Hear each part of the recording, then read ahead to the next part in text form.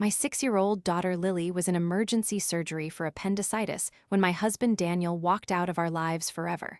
Not slowly, not with a conversation, not even with the dignity of looking me in the eye. He walked out of a hospital waiting room while our child was on an operating table, and he did it on a phone call he thought I couldn't hear. I stepped out for 2 minutes. 2 minutes to splash cold water on my face in the restroom down the hall, because I had been sitting in that chair for 4 hours and my hands had not stopped shaking since the ER doctor used the words acute perforation risk. 2 minutes. When I came back, Lily was awake earlier than anyone expected, and her eyes were open and fixed on the doorway where her father had been standing with his phone pressed to his ear. She had heard him, all of it. "Mommy."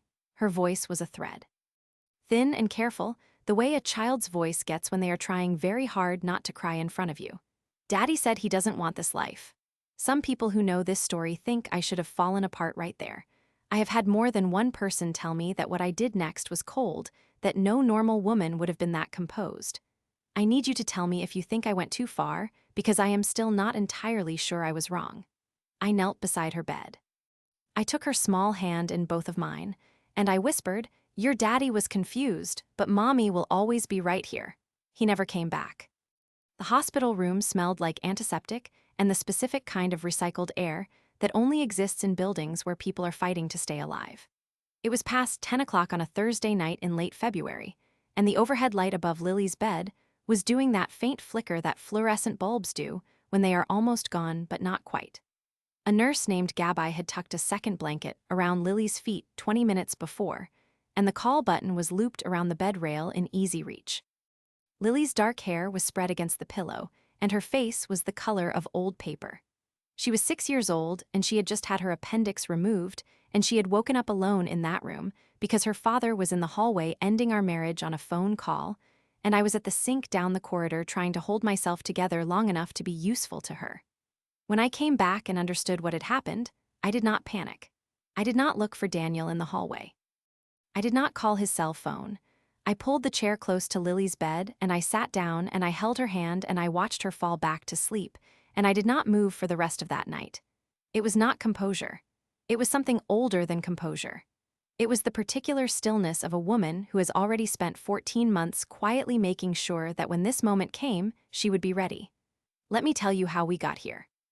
I grew up in a family where money was discussed at the table the way other families discussed weather. My father, Gerald Okonkwo, was a civil engineer who had emigrated from Lagos in the late 1980s and built a modest but solid career in infrastructure consulting. My mother, June Okonkwo, managed the household accounts with the kind of precision that people mistake for frugality when it is actually strategy. We were not wealthy. We were careful. There is a difference, and I understood it before I was 12. I met Daniel Mercer at 26, at a conference for urban development professionals in Atlanta. He was charming and specific and smart in the way that men who have been told they are exceptional their whole lives are smart, thoroughly, and with a small current of arrogance running just below the surface that you can mistake for confidence if you are not paying close attention. I was not paying close enough attention. We married when I was 28. His mother, Constance Mercer, flew in from Charlotte for the wedding and spent the entire rehearsal dinner weekend making small adjustments to things I had already decided. She rearranged the centerpieces. She told the caterer the original menu leaned too casual. She pulled me aside on the morning of the ceremony and said, with a warm smile and the eyes of a woman who has never once been told no, "Nora, I just want you to know that Daniel has always needed a certain kind of support. He thrives when the people around him don't complicate things." I smiled and said, "I'll keep that in mind." That night, after the reception, I went through the joint account Daniel, and I had just opened and quietly moved $60,000 of my own savings into an individual account at a separate institution. Not out of suspicion, out of instinct. My mother had taught me that a woman's financial independence is not a hedge against love failing. It is the structure that allows love to exist without desperation. That instinct would save my daughter's life, not in the operating room. In the years that followed, the Mercer family was not cruel in the obvious way. They were cruel in the way that people who have never had to examine their assumptions are cruel, casually, with warmth, and with complete sincerity. Daniel's older sister, Beverly Huang, had married a man named Stephen Huang who ran a commercial real estate development firm in Charlotte, and their combined household income was the unspoken benchmark against which everything in the Mercer family was measured. Beverly was pleasant to my face and evaluative in every other context. She had a way of asking questions that were shaped like compliments. "Nora, you've done so well in your field, considering you started so late," was a sentence she said to me at a family dinner in October of the year Lily was born, when I was 31 years old, while passing a bowl of roasted vegetables with her free hand, and she said it exactly the way you say something you believe is simply true. I was 31. I had been working in real estate development consulting for 6 years. I had, at that precise moment, a small portfolio of commercial properties in the Atlanta metro area that I had been quietly building for 4 years through an LLC I had structured with the help of my accountant, a woman named Diane Foss, who had been my father's accountant first, and who had the specific skill of making complicated things look like nothing special. The most recent property in that portfolio had been appraised the previous spring at $420,000. Beverly did not know any of this. Daniel knew the LLC existed. He did not know its full value. I took the vegetables. I said thank you. I asked Beverly how Stephen's project on the south side was going. That night, after Lily was asleep, I called Diane and asked her to begin the documentation process for a restructuring of the LLC that would formally place 30% of its equity into a protected trust with Lily named as beneficiary, managed by a trustee until she turned 25. Diane said she would have the preliminary paperwork to me within 3 weeks. Beverly had called me a late starter. I had smiled and passed the vegetables, and then I had called my accountant and put 30% of a $420,000 asset into my daughter's future. If you have ever been counted out by someone who should have known better, you already know what that silence feels like. The pattern with Constance was more layered, and it took me longer to understand it because the mechanism was Daniel himself. Constance did not come at me directly. She worked through her son the way water works through limestone, not with force, but with patience and the specific confidence that comes from knowing the terrain. She would call Daniel on Sunday evenings, and after those calls, he would be subtly different for 2 or 3 days. A little more distant. A little more quick to point out the ways our household decisions did not match the way things had been done in his parents' home. "My mother thinks we should have someone managing the investments," meant Constance had decided our arrangement was insufficient. "My mother said the neighborhood we're in isn't where we should be at this stage," meant she had been discussing our address with Beverly over the phone. I do not think Daniel understood that he was a telephone wire. I think he believed he was making independent observations. He was a fundamentally intelligent man who had never once been required to trace the origin of his own opinions, and so he couldn't.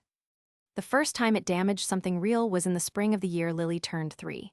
Daniel came home from a Sunday call with Constance and told me that he thought we should consolidate our finances fully, one account, everything together. He framed it as simplicity, as partnership, as what married people actually do. I said I would think about it. He said his mother had mentioned that having separate accounts was a signal of distrust. I looked at him for a moment across the kitchen. Lily was in the living room stacking blocks, narrating a story to herself about a horse that could fly and a princess who was also a veterinarian. The blocks kept falling, and she kept rebuilding them with the total commitment that 3-year-olds bring to tasks that would frustrate adults. "Tell your mother," I said, carefully, "that we manage our finances exactly the way that works for our family." Daniel did not bring it up again directly. But 3 months later, he mentioned, very casually, that his parents were thinking about adjusting their estate planning, and that it might be useful for us to meet with their attorney together as a family. I said that sounded fine, and I scheduled a separate consultation with my own attorney, a woman named Adriana Vila, whose office was in Midtown Atlanta and whose specialty was family law and asset protection. We met for 90 minutes on a Wednesday morning in July, when Lily was at her grandmother, my mother's, house. I reviewed everything with Adriana, the LLC structure, the trust I had started building, the joint account and what was in it, Daniel's income and his parents' likely estate structure. Adriana went through all of it, and then she folded her hands on her desk and said, "Nora, you have been building this correctly. The question now is whether you want to make it bulletproof." I told her I wanted it bulletproof. She gave me a list of steps. I went through them over the following 11 months, one by one, without announcing any of it to anyone except Diane, who was doing the financial architecture, and Adriana, who was doing the legal architecture. It was not secrecy. I was under no obligation to report my own financial decisions to my mother-in-law or her son. It was the quiet, deliberate work of a woman who understood that the people around her would not protect her interests because they were too busy assuming she didn't have any that mattered. The second incident that shaped what happened in that hospital room was smaller and uglier and involved something that had nothing to do with money. Lily had started attending a program for advanced early learners at a school called Bright Path Academy, about 20 minutes from our house. She had been enrolled since she was 4, and she was, without any maternal bias, exceptional. Her lead teacher, a man named Jerome Caldwell, who had been teaching early childhood education for over 2 decades, called me in October of the year Lily was 5 to tell me that he was recommending her for a special enrichment cohort that started the following January. It was a small group, 8 children, that worked with specialists in mathematics and language development 3 mornings a week. It was not a dramatic thing. It was just the right next thing for a child like Lily. I told Daniel that evening. He was pleased in the way that fathers are pleased by their children's achievements when they don't have to do anything to facilitate them. He mentioned it to Constance on the next Sunday call. The following Saturday, Constance called me directly. This was unusual. She generally conducted her influence operations through Daniel. When she called me directly, it meant something had annoyed her enough to skip the intermediary. "Nora," she said, in the tone she used for things she had decided were my fault, "I've been thinking about this enrichment program. Beverly and I were talking, and we really feel that pushing Lily academically at 5 is the wrong approach. Children need to be children. Stephen and Beverly's children went to Ridgemont Hills and they turned out beautifully, and Ridgemont doesn't do this kind of acceleration." I let her finish. Then I said, "Constance, Lily's teacher recommended the program. I've met with the specialists. I think it's right for her." A pause. "Well, I just hope you're considering what's best for the child and not what's best for your image." My image? My daughter was 5. Her grandmother had just suggested I was using my child's education as a status accessory. I thanked Constance for her input. I hung up.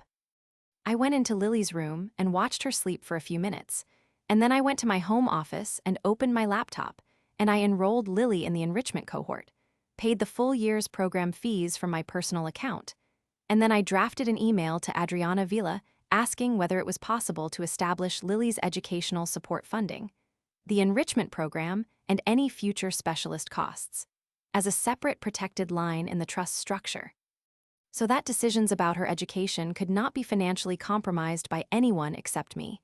Adriana replied the next morning. Yes, it was possible. She would add it to the documentation. Constance had questioned my judgment as a mother. By 9 the next morning, her granddaughter's educational future was legally protected from everyone in that family, including her son. I want to be clear about something, because I think it matters for what came later. I did not stay in my marriage because I was afraid to leave. I want to be precise about this. The years between Lily's birth and that February night in the hospital were not years of endurance or strategic patience. They were complicated years. Daniel was not a monster. He was a man who had been shaped by a family that operated on hierarchy and assumption, and he had never once been asked to step outside that system and look at it honestly. There were months, even entire seasons, when he was the person I had believed I was marrying, present, engaged, funny in the specific way that had made me fall for him, capable of the kind of attention that makes another person feel genuinely seen. But those seasons were shrinking. The Sunday calls with Constance were not the cause. They were the symptom. The cause was something harder to name. Daniel had a fundamental belief, installed so early he couldn't locate it, that his life was supposed to look a certain way, and that the people in it were supposed to arrange themselves in support of that vision. When Lily was born, he was devoted and delighted. When Lily started becoming her own person, opinionated, academically enthusiastic, deeply attached to me in the specific way of children who understand instinctively which parent is their anchor, something in Daniel began to withdraw. It was not dramatic. It was a slow repositioning. He stopped coming to the parent-teacher conferences after the first one. He started working longer hours without calling. He answered texts in the margins of availability, never urgently. When I mentioned it, he said I was making things out of nothing, and when I mentioned it a second time, he told me his mother had warned him I had a tendency toward hypersensitivity. There it was. She had anticipated this conversation. She had preloaded his defense. I made an appointment with Adriana Vila the following week, not because I had decided anything, because I needed to understand where I stood. We met on a Tuesday morning in November, 14 months before the night in the hospital. Adriana reviewed the full picture with me, the LLC, the trust, the account structure, and then she said quietly, "Nora, if you ever need to move, everything is already in order. The only remaining step would be filing. Do you want me to draft the initial paperwork now so it's ready?" I sat with that question for a long moment. "Not yet," I said, "but keep it ready." She nodded. "I'll keep a file open. The moment you call, we can move within 48 hours. I drove home and I took Lily to her enrichment class, and afterward we went to the park and she told me about a math problem she'd solved that morning. Using her hands to show me the shape of the solution, her whole face lit up with it. I pushed her on the swings until she laughed so hard she could barely hold on. And I let myself stay in that afternoon without calculation or fear, just the weight of her small hands in mine and the sound of her laughing, and I thought, I will protect this, whatever it takes. I will protect exactly this. That was November. In January, Daniel started coming home later. In February, Lily woke up in the middle of a Sunday night clutching her stomach, and by 3 in the morning we were in the emergency room, and by 6 she was in surgery, and by 10 that night I was kneeling beside her hospital bed telling her that her daddy was confused but that mommy would always be there. He had already walked out of the waiting room. His phone was going straight to voicemail. The hospital corridor was empty except for the flicker of the fluorescent bulb and the sound of Lily's breathing steadying into sleep. Adriana's file was open. Everything was ready. And in less than 72 hours, Daniel Mercer would discover exactly what 14 months of quiet preparation looks like when it stops being quiet. The morning after Lily's surgery, I called Adriana Vila from the hospital parking garage. It was 6:14 in the morning. The garage was mostly empty. My car was on the 3rd level and the concrete around me was the color of old chalk, and the air was cold in the specific way that February air is cold in Atlanta, not brutal, just final, like a door that has been closed without drama. Lily was still sleeping. My mother had driven up from Macon the night before and was sitting with her. I had 40 minutes before I needed to be back. Adriana picked up on the second ring. She was already at her desk. She was always already at her desk. "I need to move," I said. A brief pause, not surprise, just the adjustment of a professional shifting from one mode to another. "How fast?" "As fast as we can do it correctly. Then I'll have the initial filing ready by end of business Friday. Nora, are you somewhere safe?" "Yes." I looked at the concrete pillar in front of me.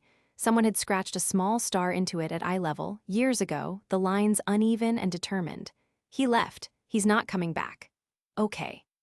Her voice was level and precise, the voice of someone who had heard this particular sentence many times and understood that what it needed was not sympathy but speed.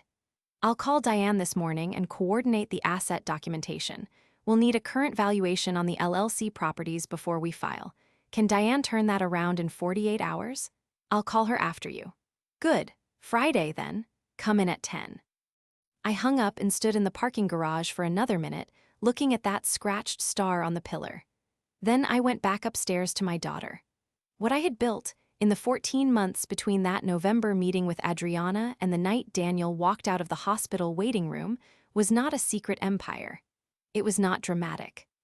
It was a structure, careful, documented, and designed to function entirely without Daniel's knowledge or participation.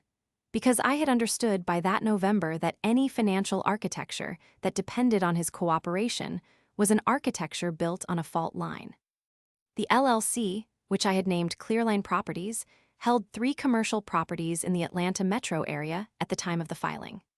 The combined appraised value of those 3 properties was $1.1 million, a number Diane had verified and documented the previous October.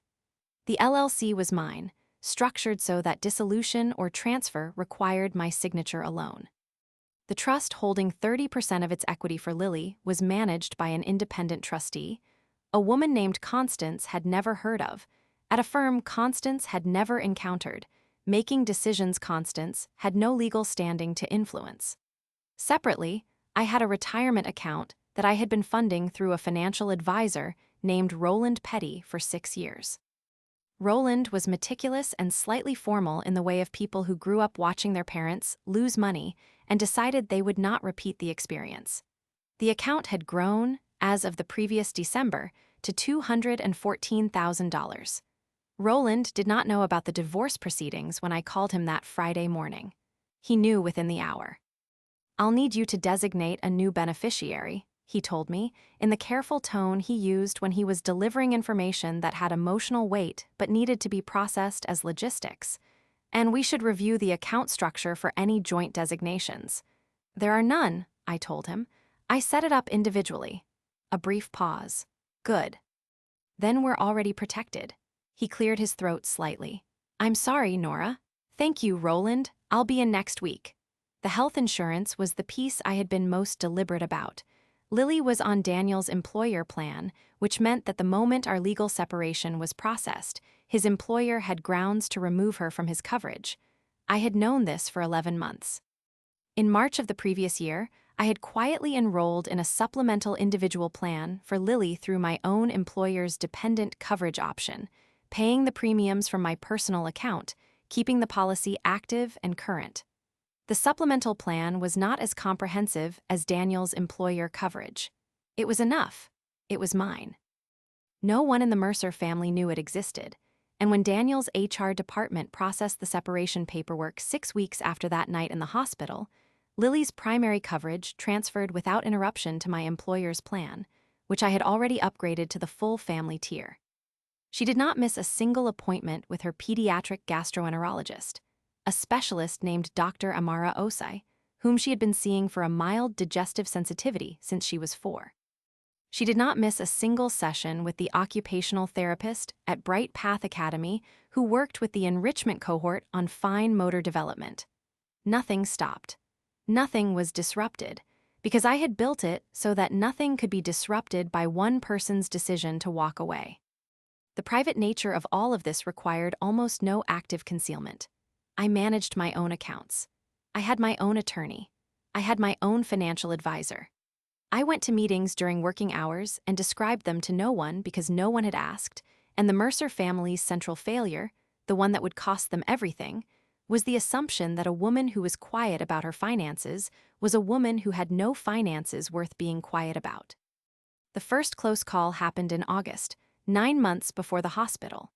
It was at a family dinner at Constance's house in Charlotte, a semi-annual gathering that Daniel attended with the devotion of someone fulfilling an obligation he had mistaken for love. I went because Lily wanted to see her grandmother, and because I had calculated, with the cold clarity that had become my dominant internal mode by that point, that the dinner would produce information I could use. Beverly was there with Stephen, who had spent the appetizer course discussing a commercial property acquisition he was considering on the south side of Charlotte. A building on a corner lot, mixed-use zoning, asking price of $380,000. He was debating the return on a 15-year hold. I listened and ate my salad and said nothing. After dinner, while the men were on the back porch and Lily was playing a card game with Beverly's 2 boys in the living room, Constance sat down next to me at the cleared table with a glass of white wine and her full attention, which was the most dangerous configuration she came in. "Nora." She turned the wine glass by its stem, once. "Daniel mentioned you've been meeting with a financial advisor separately. I just want to make sure you understand that as a family, we've always handled things together. Stephen has a person he trusts completely. There's really no reason for you to be managing things on your own." I looked at her. The kitchen light was warm and the house smelled like the candles she kept on every surface, and I was aware, with complete precision, of exactly how much I was not going to tell her. "I appreciate that," I said, setting my fork down with care. "I've been with Roland for 6 years. He understands my specific situation, but I'll keep Stephen's person in mind." Constance held the wine glass. Something moved behind her eyes, not suspicion exactly, more the faint dissatisfaction of a woman who had asked a question expecting a different door and had found this one locked. "Of course." She patted my hand once and stood. "I just want what's best for all of you." I smiled. She went to refill her wine. That night, after Lily was asleep in the guest room and Daniel was downstairs watching television with his father, I sat on the edge of the guest bed in the dark and texted Adriana. Close call conversation with C. Tonight Ray, financial advisor. No details given. Moving forward as planned. Confirm trust documentation timeline. Adriana replied at 11:43 at night because she was that kind of attorney. Confirmed. Documents execute end of September. You're on track. I put my phone face down on the nightstand and listened to Lily breathing.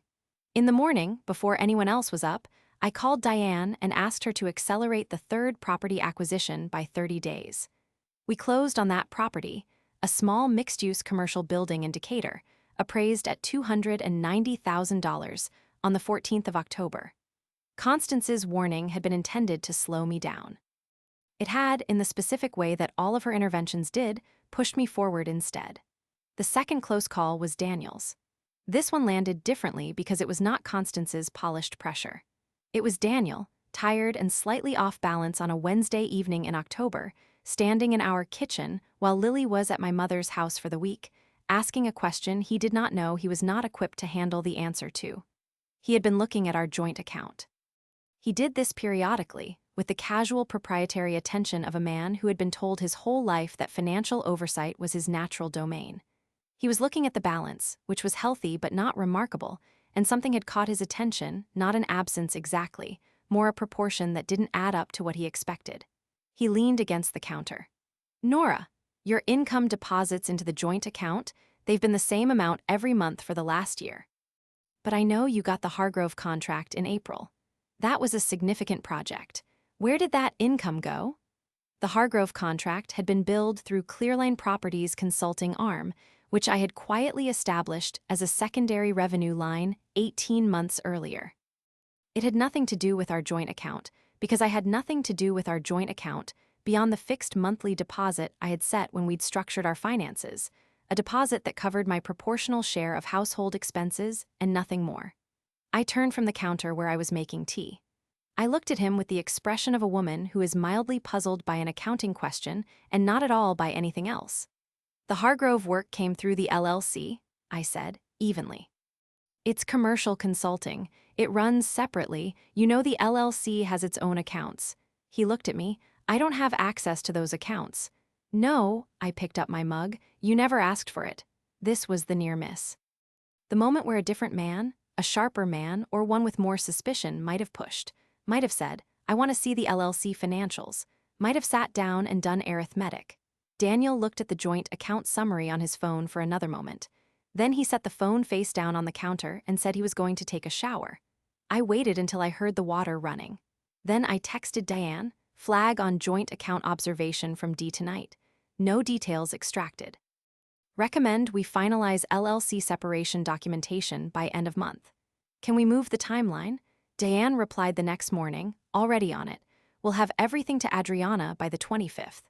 Daniel had looked directly at the edge of everything I had built and had not recognized what he was seeing. I did not feel relief.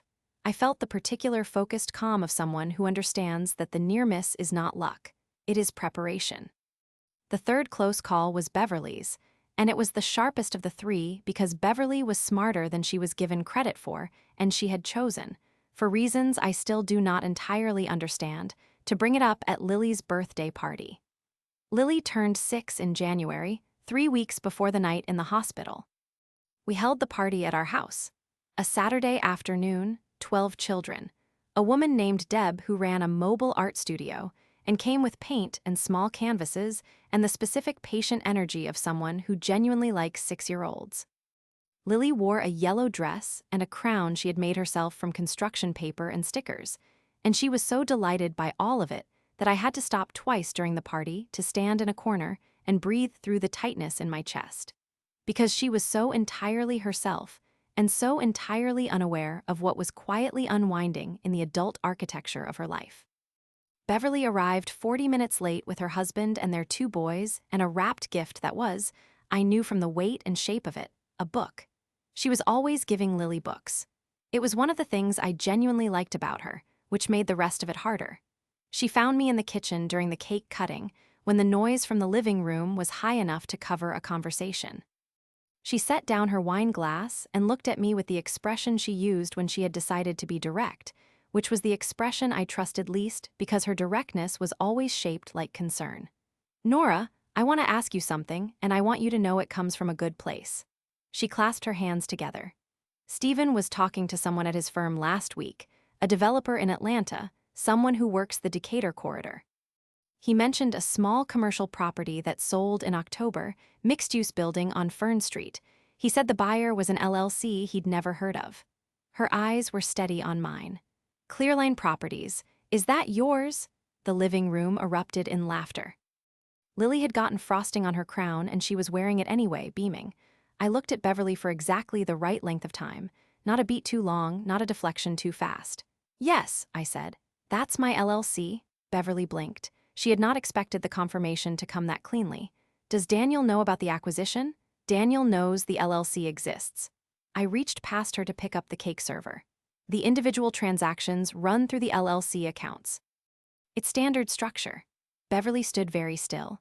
The noise from the living room was a wall of children's voices and Lily's laugh rising above all of it, clear as a bell. "How many properties does it have?" I smiled at her. The smile of a woman who has answered exactly the questions she was asked and not a single additional one. "Beverly, let's go watch Lily open her presents." I walked back into the living room. I did not look back to see whether Beverly followed. She did, after a moment. She sat on the couch next to Stephen, and she watched Lily tear through the wrapping paper on her gift. It was a book about marine biologists, which Lily immediately pressed to her chest and said was the best present she had ever received. And Beverly's expression for the rest of the afternoon was the expression of a woman rearranging a picture in her mind that had not looked the way she expected.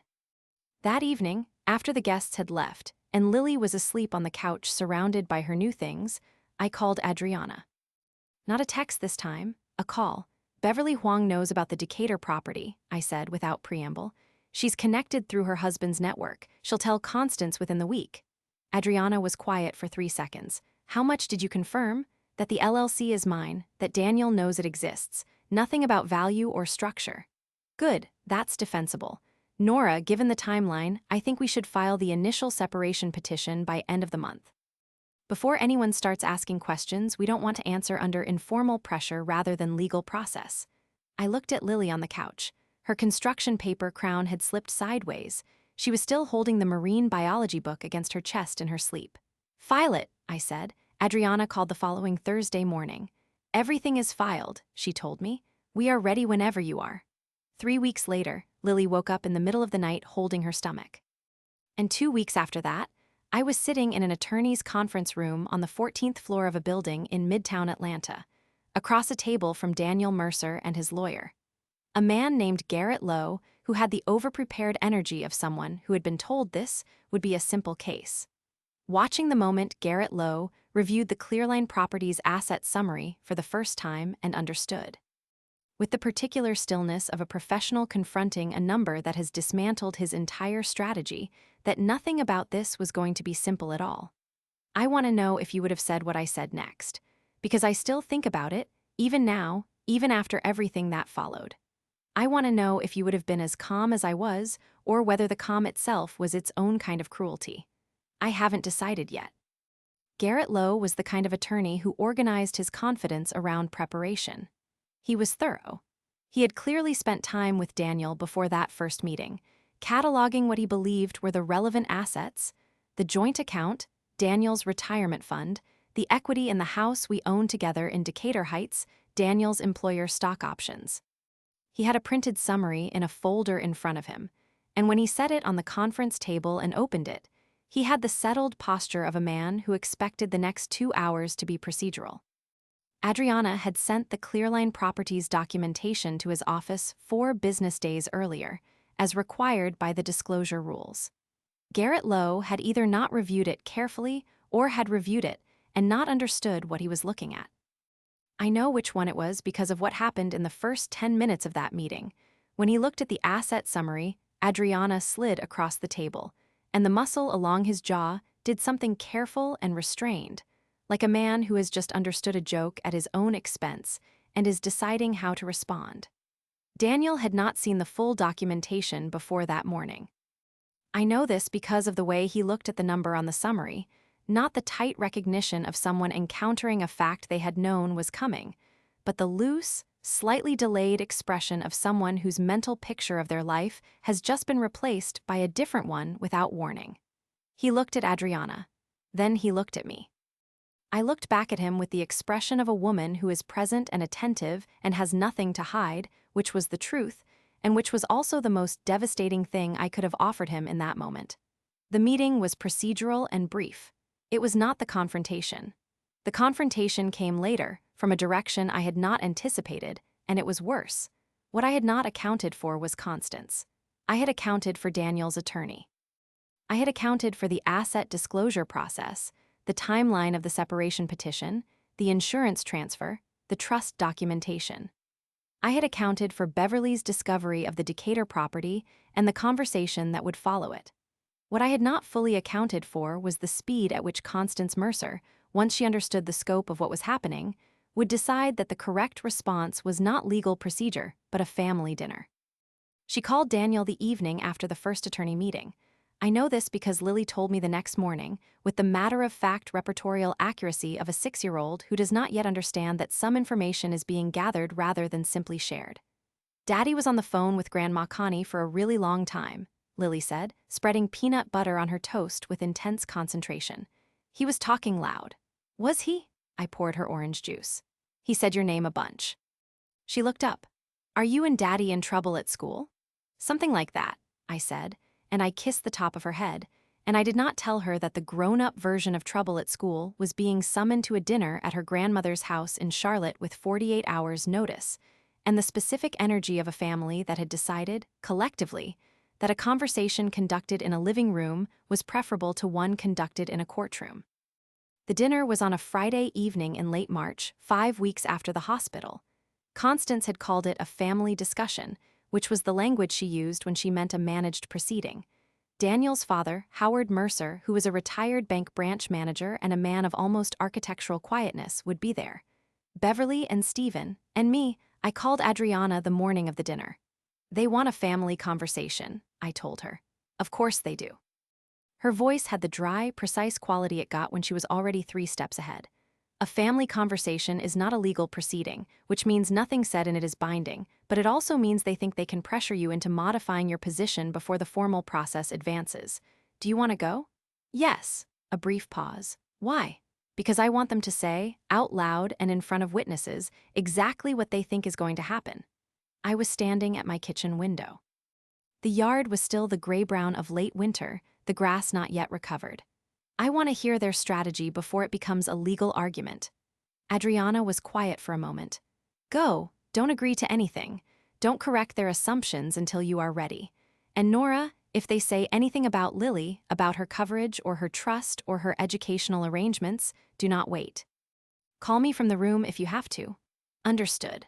I drove to Charlotte on Friday afternoon with Lily buckled in the backseat, listening to an audiobook about ocean creatures and periodically sharing facts with me through the seat gap.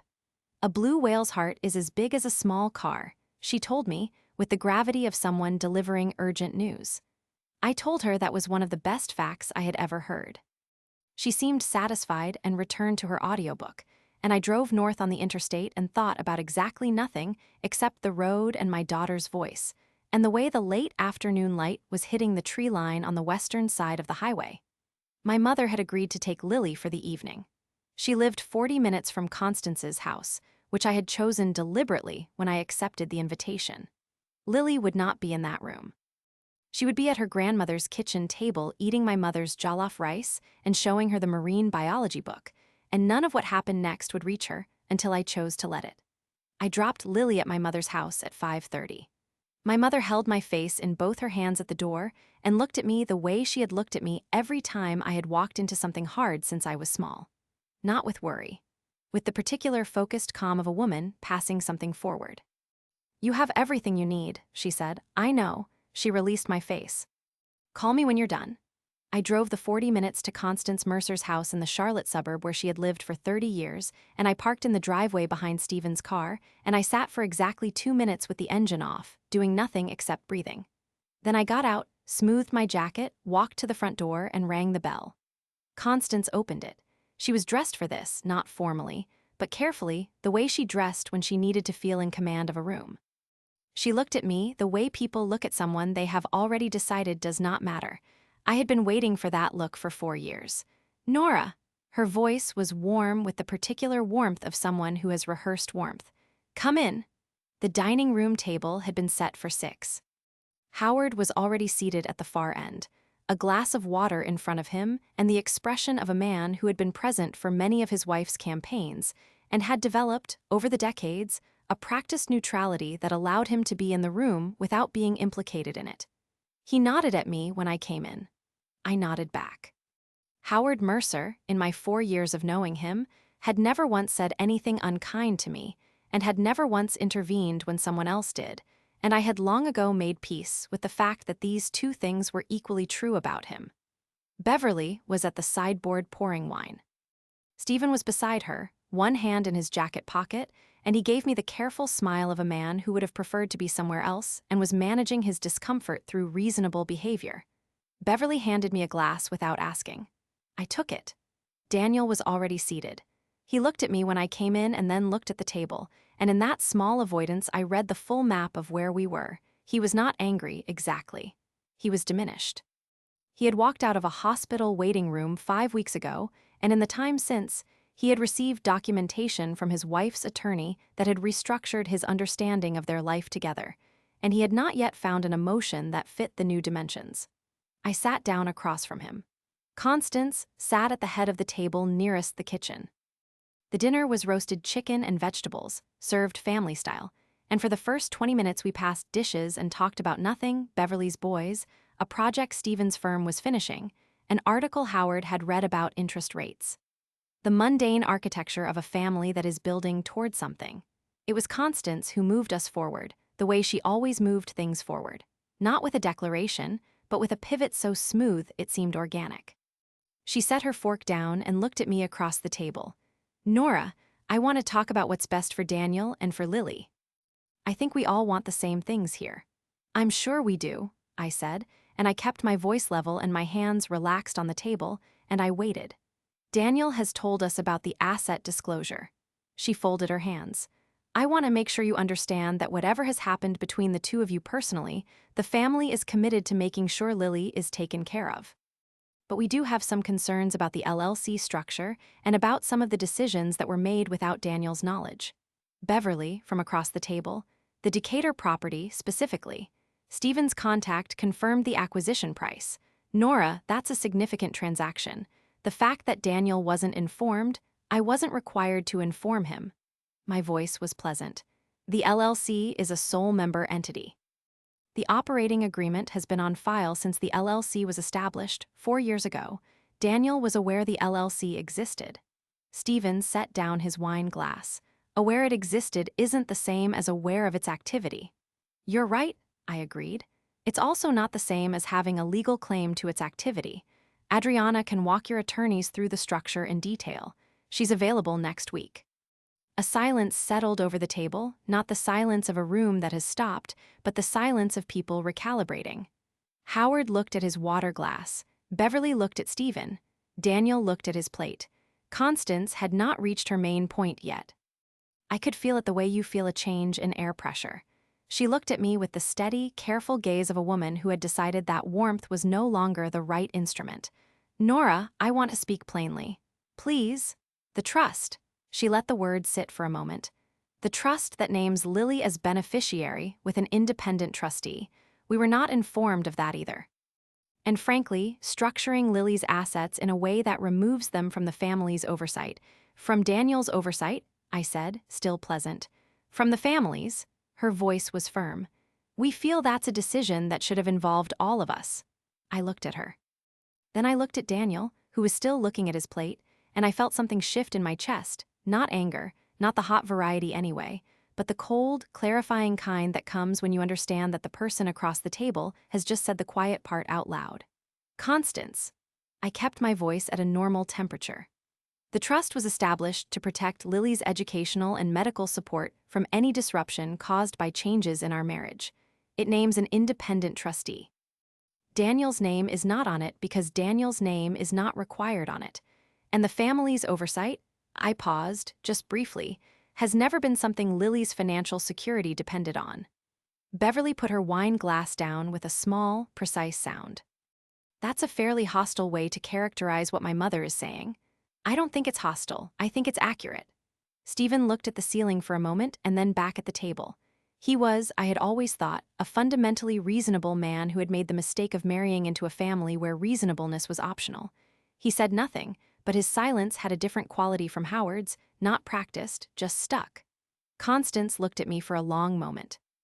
Then she said, quietly, "Nora, I am asking you, as Daniel's mother and as Lily's grandmother, to consider restructuring the trust to include family representation on the trustee board. That's all I'm asking." "I understand what you're asking." I folded my napkin and placed it on the table beside my plate. "The answer is no." The silence this time was different. It had texture. Beverly leaned forward slightly. "You understand that if this goes through legal proceedings, a judge will review all of it.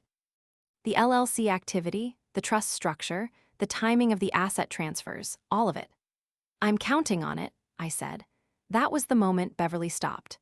Not because she was intimidated, Beverly was not easily intimidated, but because she had just heard something in my voice that she did not recognize from 4 years of dinners and holiday gatherings and pointed questions across cleared tables.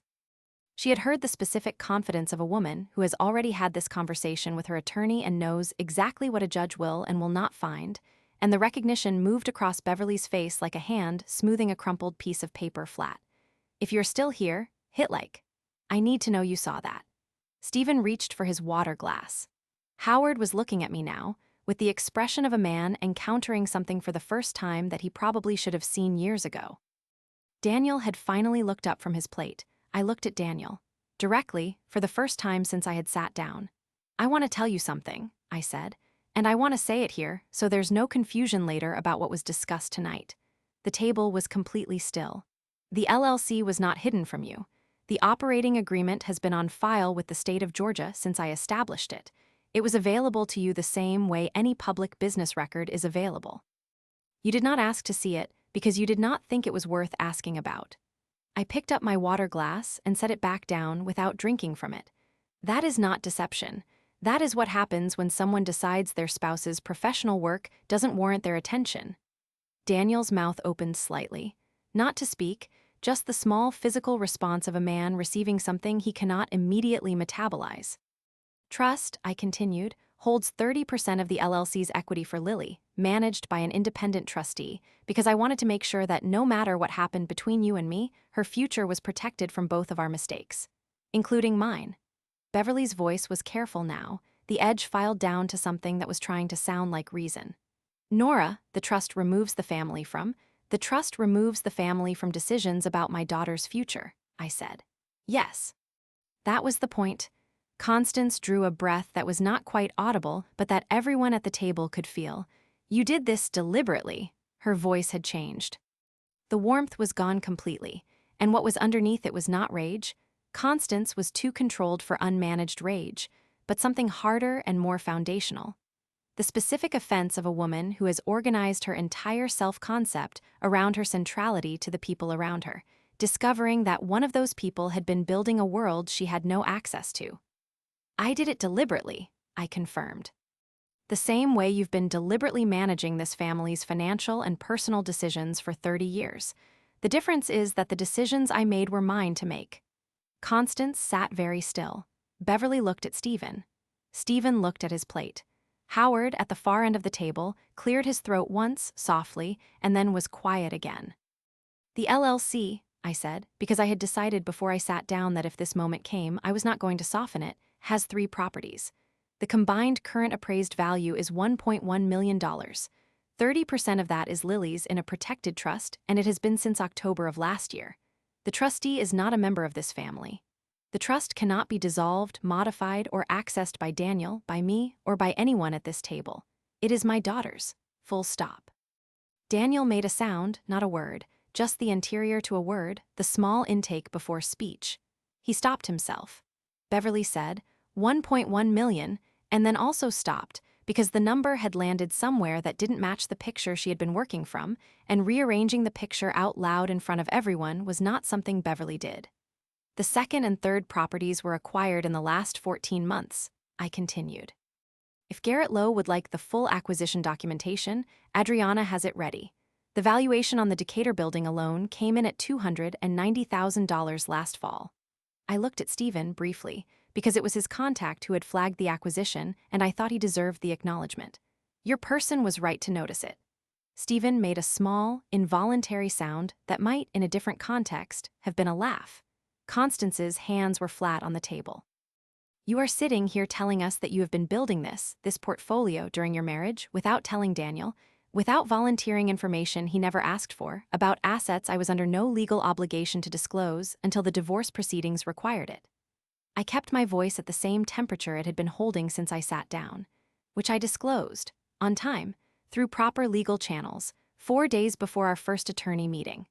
That is not, Constance started. Constance, my voice did not rise. It did not need to. I have been at this table for 4 years. I have listened to your recommendations about our finances, our neighborhood, Lily's school, my professional choices. I have thanked you for your input. I have not argued with you in front of your son. I have driven 4 hours round trip for dinners I was not invited to so much as included in. I looked at her steadily. I did all of that because Daniel was my husband and you were his family, and I understood that marriage includes the family you marry into. But I want to be very precise about something. None of that, not one dinner, not one Sunday call, not one conversation about what was best for Daniel, gave you any authority over how I chose to build my daughter's future. The silence after that was not empty. It was the specific fullness of a room where several people are processing something at different speeds, and none of them have reached the end of it yet. Howard spoke. It was the first thing he had said since I arrived. His voice was quiet and even the voice of a man who had learned, over many decades, to husband his words until they were necessary. Nora, he looked at me from the end of the table. I think what you built for Lily I think it was the right thing to do. Beverly turned to look at her father. Constance did not turn.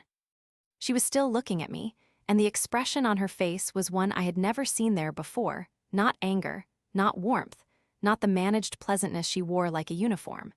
It was the expression of a woman encountering a version of reality that does not include her in the way she had assumed it did, and not yet knowing what to do with that information. Daniel pushed back his chair. The sound of it on the hardwood floor was very loud in the quiet room. He stood and he looked at me, and for one moment that I did not expect and that I am still not sure what to do with, he looked less like the man I had been building protections against and more like the man I had married. Tired and specific and real. Why didn't you tell me? His voice was not accusatory. It was genuinely asking. I looked at him for a long moment. Because, I said, the night you suggested we consolidate our finances, you told me your mother had said separate accounts were a signal of distrust. I held his gaze. That was the night I understood that anything I built inside our marriage would eventually become something your mother had an opinion about, so I built it outside our marriage, and I built it correctly. I paused. I'm sorry that surprised you. I'm not sorry that I did it. Daniel stood there for another moment. Then he nodded once, the nod of a man accepting something he cannot argue with, and he sat back down. Beverly said, quietly, to no one in particular, I had no idea. I know, I said. I had one more thing to say. The one more thing was about Lily. I had known, from the moment Adriana told me to call her if they said anything about Lily's coverage or her trust or her educational arrangements, that this was where it would end. Not with the LLC, not with the numbers. With my daughter, because Constance Mercer's power in this family had always operated through the people she believed she could make feel small, and she had spent 4 years cataloging the things I loved most, and Lily was at the top of that list. Constance had been quiet for 2 minutes. 2 full minutes, which was long for her. The table had settled into the specific stillness of people waiting for the next thing to happen, and Beverly had refilled her wine glass without drinking from it, and Stephen had his arms crossed in a way that was not hostile, but was the physical posture of a man who has removed himself from a situation he no longer wants to be responsible for. Then Constance looked up. Lily is on Daniel's insurance plan. Her voice had found a new register, not warm, not managed. factual in the way that facts become weapons. When the separation is finalized, that coverage ends. Given the specialist she sees and the school program she's in, a brief pause. I want to make sure you've thought about what disruption looks like for a child who has already had a traumatic medical event. The table went absolutely still in a different way now. Beverly looked at her mother with an expression I had not seen on Beverly's face before. Not agreement. Something more complicated, the expression of a woman who has just watched someone she loves cross a line she herself would not have crossed and is not sure what to do about that recognition. Howard set his water glass down. I looked at Constance for a long moment. My hands were flat on the table. I had been holding my breath without realizing it. I let it out slowly. Lily has been on a supplemental individual plan through my employer since March of last year, I said. I upgraded it to full family tier in February, the week after she was discharged from the hospital. Dr. Amara Osai, her gastroenterologist, is in network. The Bright Path Enrichment Program is funded through the trust and is not connected to Daniel's employment in any way. Her occupational therapy sessions are covered. I paused. There is no disruption. I made sure of it 11 months ago. Constance's expression did not collapse. It did something more precise than that. It became completely motionless, the way a room becomes motionless when the thing that has been organizing it is suddenly gone. She stopped. I want to be careful here, I said, and my voice had dropped, not in anger, but in the way a voice drops when what it is carrying is too heavy for volume. Because I think you believe that what you just said was a grandmother protecting her granddaughter, and I need you to understand that what I heard was a threat. And I need you to understand that the threat has no teeth because I already handled it. I looked at her directly. I handled it before you thought to make it. That is the thing I need you to sit with tonight. Constance opened her mouth. Nothing came out. Beverly said softly, with the quiet tone of someone arriving somewhere they didn't expect to arrive, "How long have you been planning this?" "Since November of the year before last." I looked at her. "Since the Sunday call after which your brother suggested we consolidate our finances." Beverly looked at Daniel. Daniel was looking at the table, and the expression on his face was not the expression of a man who has been wronged. It was the expression of a man who is in the process of understanding something about himself that he would have preferred not to understand, and finding that the understanding is too complete to argue with. Stephen uncrossed his arms. He leaned forward, elbows on the table, and looked at me with the direct, professionally appraising gaze of a man who spends his working life evaluating assets. "Nora," he said, "I want to say something, and I want to say it clearly." He glanced at Constance briefly and then back at me. "The clearline structure is clean. I had someone look at the disclosure documents after the attorney meeting. Everything was filed correctly, sequenced correctly, disclosed on time. You did not do anything wrong." Beverly looked at her husband. Constance looked at her son-in-law. Stephen held Constance's gaze with the steady, reasonable composure of a man who had made a decision. "I know that's not what you want to hear, but I'm not going to sit here and suggest she did something improper when she didn't. That's not a fight worth having, and more importantly, it's not a fight we'd win." Howard cleared his throat. He had been at the far end of this table for 2 hours, and when he spoke now, it had the specific weight of a man who waits until he is certain. "Constance." His voice was gentle, but it was not soft. "I think Nora has been straightforward with us tonight. I think we should be straightforward back." He looked at his wife steadily. "The children need to work this out between themselves and their attorneys. That's where it belongs." Constance turned to look at her husband with the expression of a woman who has been the organizing force of her household for 40 years and is encountering, for the first time in recent memory, a full sentence of disagreement from the man across the table. Howard held her gaze without flinching. He was not being cruel. He was being, for the first time I had ever witnessed, completely honest. The silence that followed was the fourth kind of silence the room had produced that evening. It was the silence of a conclusion. Daniel looked up at me. "I'm not going to contest the LLC." His voice was even, tired. "I want you to know that. I'll tell Garrett in the morning." Adriana had predicted this. She had told me, in the conference room after the first attorney meeting, that the most likely outcome was that Daniel would not contest the LLC once he understood that contesting it would require him to argue that he had been deceived by information that had been legally available to him the entire time. She had said it with the flat accuracy of a woman who had seen this particular decision made by many men in many conference rooms. She had been right. "Thank you," I said to Daniel. And I meant it in the specific, limited way that you can mean something to a person you are no longer building a life with, not warmth, not its absence, but the clean acknowledgement of a fact. I picked up my jacket from the back of my chair. I looked at Constance one more time. She was sitting very straight, the way she always sat, very straight, and her hands were folded on the table in front of her, and she was looking at the centerpiece rather than at me, and I understood that this was not defeat exactly. Constance Mercer did not do defeat. What it was adjustment. She was recalibrating, the way she always recalibrated, and whatever came next from her would be shaped by what had happened in this room tonight. I had made sure that whatever she recalibrated toward, it could not touch my daughter. "Thank you for dinner," I said to the table in general. "I'll see you through the attorneys." I walked to the front door and let myself out. The night air was cold and clear, and the driveway was lit by the porch light and by the lights of the houses on either side, and I stood on the front step for a moment and looked at the sky, which was very dark and full of stars, and my hands had stopped shaking. They had not been shaking since I sat down, actually, which I thought said something about preparation, about what it means to have already done the hard work before you walk into the room. I called my mother from the car. "Done?" she asked. "Done. How did it go?" I thought about Constance's face when I told her about the supplemental insurance. I thought about Howard's voice saying that it belonged between the attorneys. I thought about Daniel looking at his plate, and then looking up and saying he would not contest the LLC. "It went the way it was supposed to go," I said. My mother was quiet for a moment. Then, "Come get your daughter. She's been awake for an hour waiting for you."